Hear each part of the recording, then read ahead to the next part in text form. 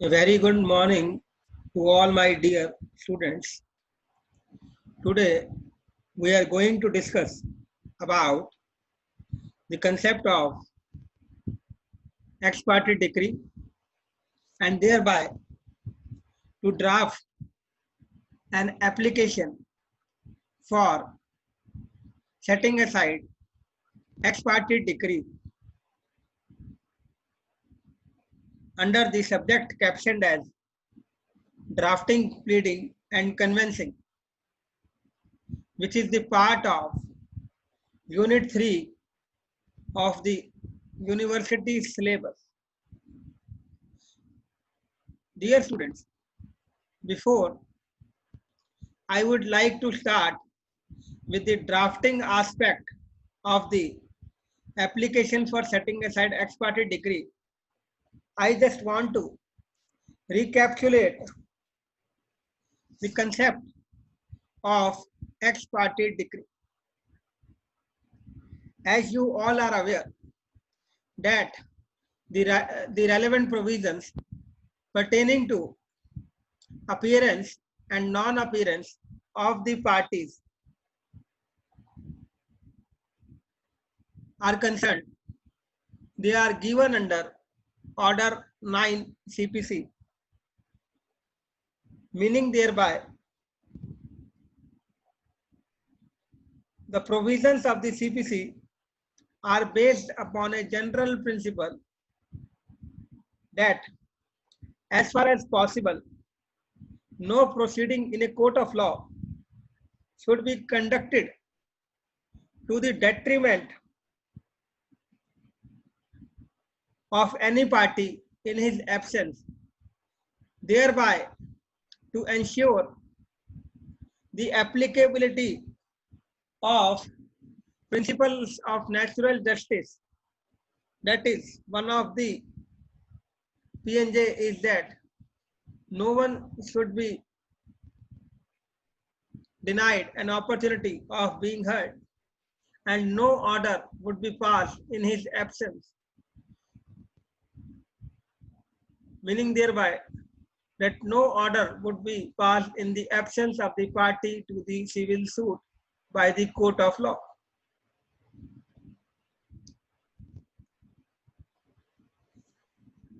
Therein, under Order 9, the total number of rules are given from Order 9, Rule 1 to Rule 14.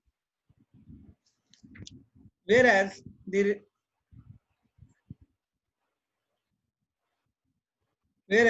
the relevant provisions for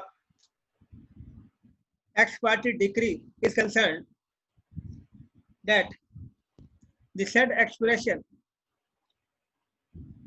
ex parte decree has not been defined in CPC.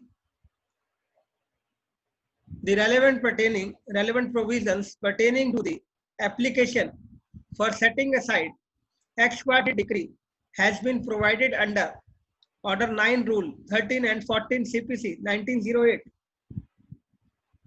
Now, I just want to explain the meaning of the ex parte decree. An ex parte decree is a decree passed in the absence of the defendant. My dear students, where the plaintiff appears and the defendant does not appear on the date of the hearing of the civil suit, and if the defendant is duly served, then the court may hear the suit ex parte and pass a decree against him. Now, my dear student, as you all are aware that the effect of that decree is that such a decree is neither null and void nor inoperative, but it is merely a voidable unless and until the same is annulled on legal and valid grounds, meaning thereby the decree passed by the court, it is legal, valid, operative and enforceable like a bipartite decree, and it has all the force of a valid decree. So, the prima facie view with regard to ex parte decree is that it is a valid decree unless and until the same would be set aside by the court of law. And the court of law here means not only includes the trial court, that is the court in which the case is pending, or it may be set aside by the appellate court as well, and also by revisional court. Next. What are the remedies for setting aside an ex parte decree? My dear students, as you have read while reading the Code of Civil Procedure, there are certain remedies have been provided for the same. The defendant against whom an ex parte decree has been passed, it has the following remedies available to him. Number one, to apply to the court by which such decree is passed to set it aside under Order 9, Rule 13 CPC. So from this, we may infer that an application for setting aside an ex parte decree can be filed under Order 9, Rule 13 CPC, which is the topic of today's lecture.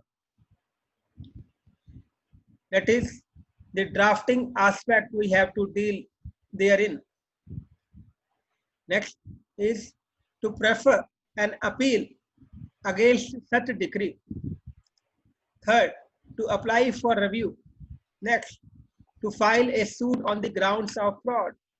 So these are the 4 remedies available to the defendant in case an ex parte decree has been passed against him by the competent court of law in a matter pending or in a suit pending before it. The above remedies are concurrent and they can be prosecuted concurrently. So these proceedings are concurrent in nature. Now, what is the difference between the application under Order 9, Rule 13 for setting aside ex parte decree and an appeal, which is also another remedy as provided herein above? As far as the remedy under Order 9, Rule 13 CPC is concerned, the same is available to the defendant only, whereas an appeal can be filed not only by the defendant, but also the same may be filed by the plaintiff. So that is the difference between the provision given under Order 9, Rule 13 CPC and an appeal provision under Section 96, Clause 2, read with Order 41 CPC. Next, what are the grounds for filing a setting aside application under Order 9, Rule 13? So my dear students, these are the points which must be referred and which must be mentioned by a law student or by a lawyer while drafting an application for setting aside ex parte decree. Number one, the ground which can be taken for setting aside is that the summons was not duly served. Second, he was prevented by any sufficient cause from appearing when the suit was called on for hearing. So one is that the summons was not served, and second, there was a prevention by any sufficient cause from appearing of the defendant in a civil suit when the suit was called out for hearing. The court will set aside the decree passed against him and appoint a day for proceeding with the suit. And meaning thereby, my dear students, if the court thinks appropriate that the defendant has provided a sufficient cause, then the court may set aside the decree, ex parte decree, and also give a date for proceeding with the suit. Now, my dear students, next relevant question which must be mentioned to be kept in mind while drafting an ex parte decree application under the subject drafting, pleading, and convincing is that you have to provide or you have to mention the sufficient reasons in the application. Some of the examples which I am giving hereby for constituting the sufficient cause in a civil suit are: number one, bona fide mistake as to the date of hearing. If there is a mistake committed by the counsel for as he has noted a wrong date, or the same wrong date has been taken by his client or by his clerk as well. Second ground for sufficient cause is sickness of the counsel or of the party. Third, death of the relative of the party or of the counsel. So these are some of the grounds, my dear students, which you may take while drafting an application for setting aside an ex parte decree. What is the limitation period? The limitation period for filing an ex parte decree application is 30 days. And from which date this period is to be computed or calculated? This 30 days period, my dear students, would be calculated from the date of the decree. Meaning thereby, it has to be looked from the passing of the decree and the time stipulated for it is 30 days. Now, whether it is mandatory for the court to give a notice to the opposite party for setting aside an ex parte decree application? Answer is yes. An ex parte decree cannot be set aside without issuing notice to the opposite party and without giving him the opportunity of being heard. Meaning thereby, to satisfy the ingredients laid down under Order 9 Rule 14 CPC. Next. Whether the court may impose a conditions while setting aside an ex parte decree? Answer is yes. The court has very wide discretion, imposing such terms on the defendant as it thinks fit before setting aside the ex parte decree. Next, whether the court is having the inherent power to set aside an ex parte decree. Since the code makes specific provision for setting aside ex parte decree, no inherent power can be exercised by the court to set aside the said decree. Meaning thereby, as you all are aware, that ex parte decree, for ex parte decree, already a provision has been laid down under the statute. Meaning thereby, it's a statutory remedy, and inherent power of the court can only be applied where there is no other alternative remedy, as the alternative remedy has already been provided with regard to setting aside of the ex parte decree under the Code of Civil Procedure. So inherent power cannot be applied by the court, as the same are defined under section 151 CPC. What would be the effect if the application for setting aside ex parte decree has been allowed or the appeal has been allowed? The effect is that the suit is restored and the court should proceed to decide the suit as it should before the decree. Meaning thereby, the suit would be restored to its original number and it will continue from the last date given therein, apart from the passing of the ex parte decree by the court. Whether dismissal of the appeal against the ex parte decree, whether an application for ex parte decree may lie? Answer is no. But there is an exception to this rule. When there is withdrawal of the appeal and the same has not been decided on the merits, then the principle of res judicata would not be applicable, and as such, the second application or an application for ex parte decree, of setting aside ex parte decree, may lie.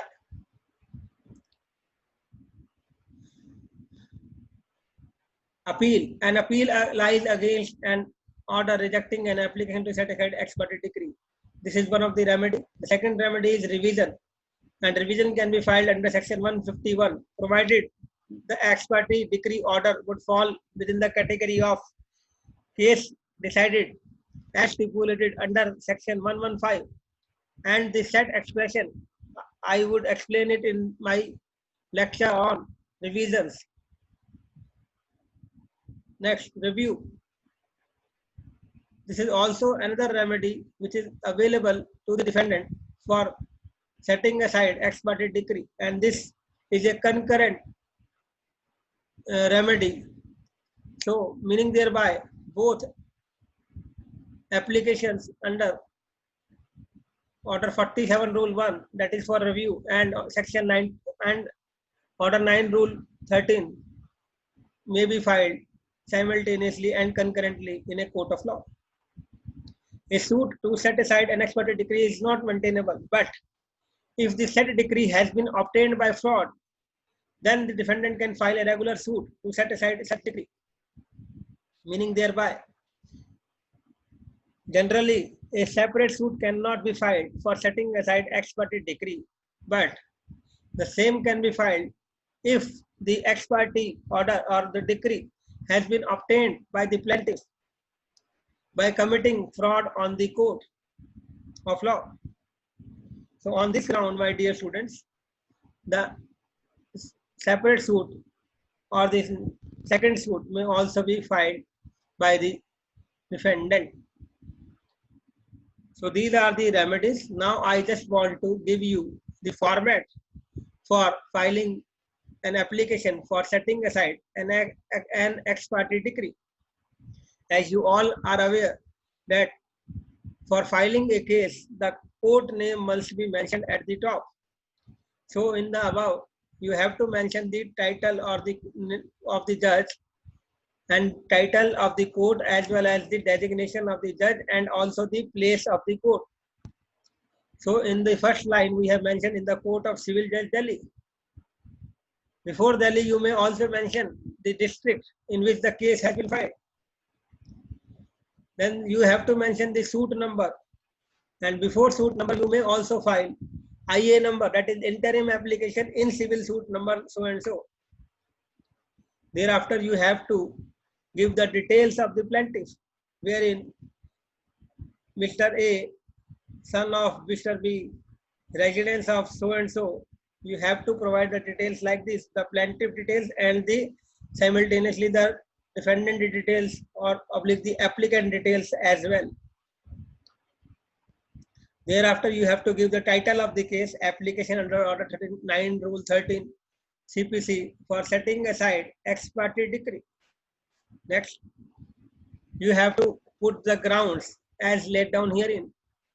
The first point which you may take in your application is that the plaintiff filed the above suit which was decreed ex parte against the applicant oblique defendant on, you have to give the date, last date of hearing. And the applicant came to know of this fact on this date when a demand notice was served on him by the plaintiff for the decretal amount. The plaintiff, now you have to mention the facts whereby you may put important facts or allege certain important facts, thereby to apprise the court about the suppression of material facts by the plaintiff and thereby to obtain an order for setting aside an ex parte decree. Now here you have to mention the suppression of the material facts by the plaintiff. All the material facts which has been suppressed and thereby got the order of the court, you have to mention those facts over here. Thereafter you may mention also that the summons in the said suit was not served at all on the respondent oblique applicant. You may also mention that the summons were not duly served. As such, thereby provide the reasons for his non-appearance on the said date. And in the last, you may mention that the present application has been made bona fide and in the interest of justice. And at the end, as you all are aware, that you have to make the prayer, and in the prayer you may write the same as in the facts and circumstances of the case. This honorable court may be pleased to pass the following order. Number 1, to pass an order thereby to set aside the decree dated so and so. or pass any other order which this honorable court may deem fit in the facts and circumstances of the case. And the application may be supported by a verification and also by an affidavit. So these are the points, my dear students, which have to be kept in mind by a law student for drafting an application for setting aside an ex parte decree. So this is all about today's lecture. Hope you have learned a lot out of this lecture. In case of any doubt, then you may write to me at my email ID, that is rahularora.gn@jagannath.org. But before parting with today's lecture, I just want to mention about my new topic, which I am going to take in my next lecture. And the next lecture of mine would be on drafting of writ petitions. As such, I request you to read Articles 32 and 22-26 of the Constitution of India for better understanding of the drafting of writs. As you all are aware that there are five writs mentioned under these articles, such as habeas corpus, mandamus, prohibition, quo warranto,